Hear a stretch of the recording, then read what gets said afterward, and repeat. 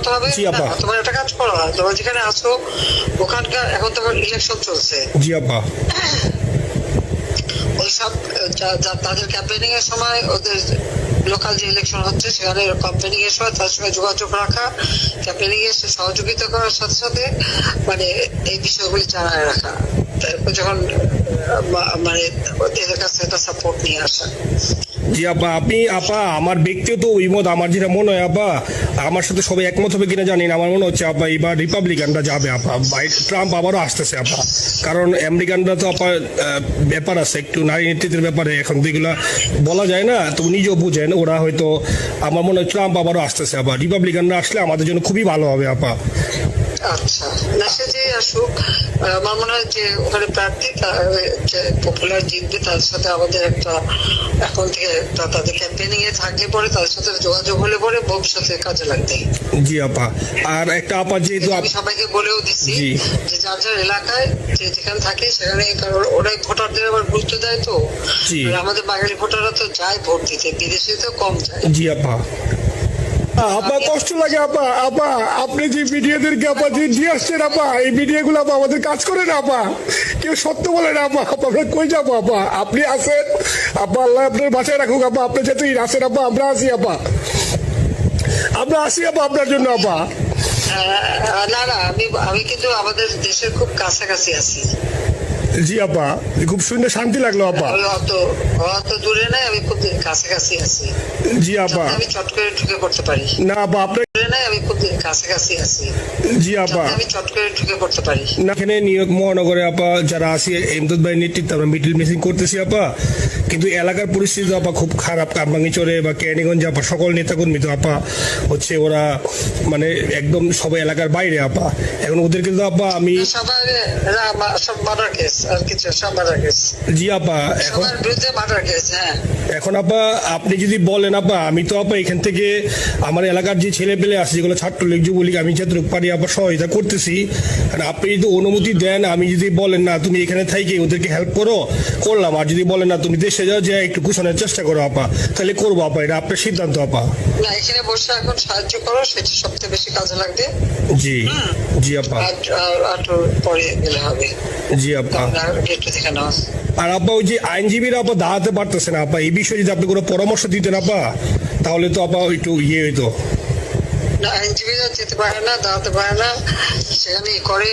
তো সেখানে যখন আইনজীবীরা যাবে সেখানে ওদের বলো যে আমাদের লোকজন অর্গানাইজ করে সোজা ওখানে যাই, আর তাছাড়া তো আর কোনো ওয়ে নেই আপা। তবে আমি কালকে সিদ্দিক ভাইয়ের সাথে কথা আপা, এমনিতে আপা আপনি আপা কিছু মনে করবেন না, আমি পরে মাঝখানে শুনছিলাম আপনার গাজিয়াবাদ থেকে আপা দিল্লিতে ট্রান্সফার করছে আপা, আপনি নিজের দিকে আপা খেয়াল রাখবেন আপা।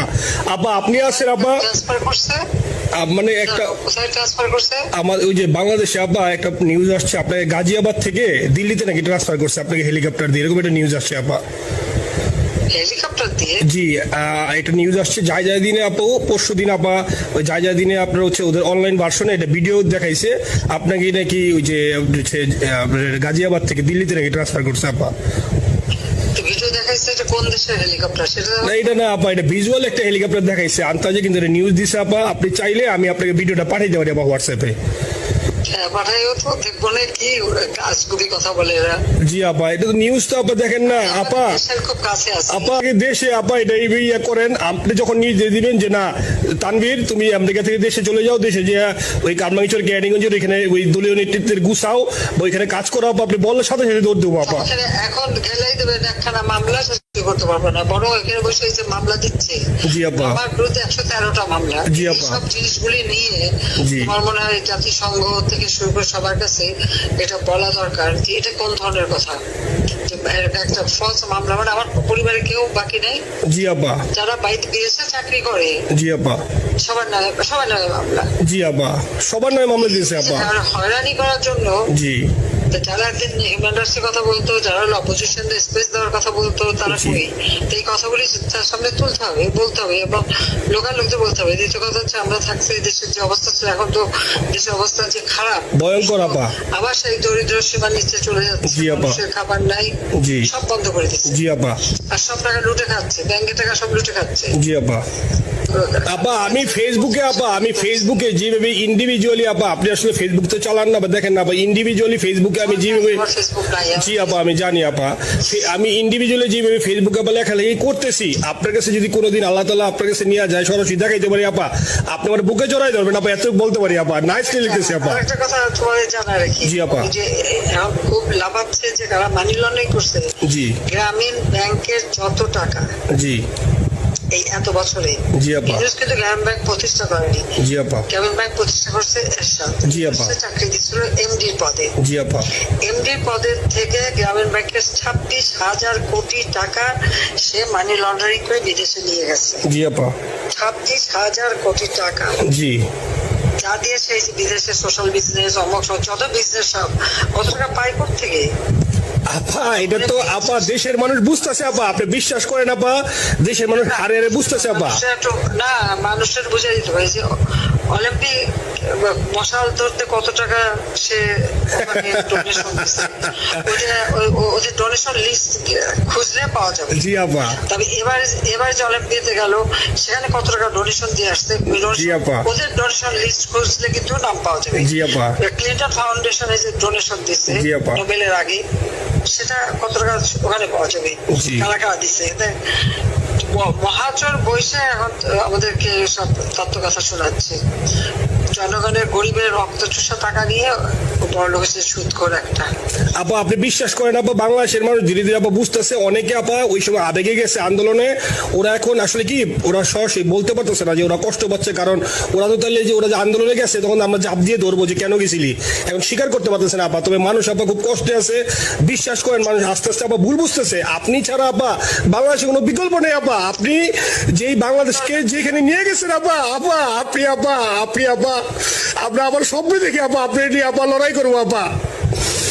আপা যথেষ্ট করছি বাংলাদেশের জন্য, দিন নাই রাত নাই, খাওয়া নাই নাওয়া নাই, দিন রাত জি আপা, আপনি যেই পরিশ্রম আপা করছেন আপা, উঠাইছিলাম বাংলাদেশের সম্মান সব ধুলাই মিশাই দিচ্ছে। আপা কষ্ট লাগে আপা, যারা মনে করেন অতি উৎসাহী আপা, ওরা নিলে বুঝে নাই বা ওরা জামাত শিবির আপা, ওরা বঙ্গবন্ধুর স্ট্যাচু নিয়ে আপা ওইখানে এই বঙ্গবন্ধুর স্ট্যাচু অপমানে করছে আপা, কিন্তু আর্মি আপা আপনার পালিত আপা, ওরা আপনি আপা এই কাজটা করলো আপা, এর চেয়ে কষ্ট কোথায় আছে আপা?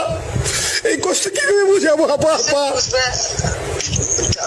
এইসব করে বুঝবে। এখন আপা তাইলে আমরা ওই যে আপনার এই বিষয়টা এখানে যে সিডিডের গুলো আছে আপা, এই মামলাগুলো নথিগুলো ইংলিশে ট্রান্সলেশন করে আপা ওই যে সিডিডের গুলো গেছে আপা অফিসগুলোতে পাঠানো শুরু করি আপা। সব যা পাঠাতে থাকো, জি। থাকো, যেহেতু কি জি। আর সিদ্দিক ভাইকে আপনি বলে দিয়ে আপা, যাতে সিদ্দিক ভাই তো আসলে উনি তো বয়স হিসাবে মুখ করতে পারে না, তবে উনি যথেষ্ট অ্যাক্টিভ আছে আপা। সিদ্দিক ভাই আর হচ্ছে আমাদের এমদাদ ভাই আপা, এই দুইজন আপা মানে দুইজনকে যদি মানে এই দুই লাগে আপা, আপনি যে মিডিয়াদেরকে আপা দিয়ে আসছেন আপা, এই মিডিয়াগুলো আপা আমাদের কাজ করে না আপা, কেউ সত্য বলে না আপা, আমরা কই যাবো আপা? আপনি আছেন আপা, আল্লাহ আপনার বাসায় রাখুক আপা, আপনি যেহেতু আছেন আপা, আমরা আছি আপা।